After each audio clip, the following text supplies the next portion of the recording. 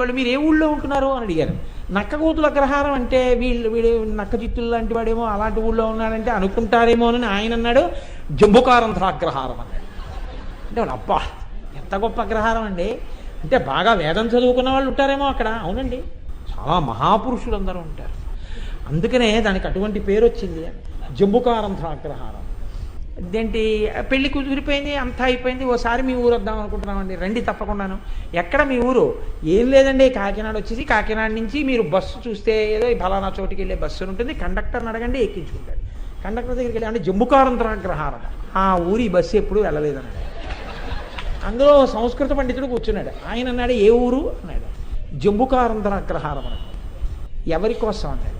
ఫలానా ఆయన కోసం. ఓహో పెళ్లి కుదిరింది ఈ మధ్య మీ వాళ్ళతో నేనేంటి? ఆయన నవ్వుకున్నాడు.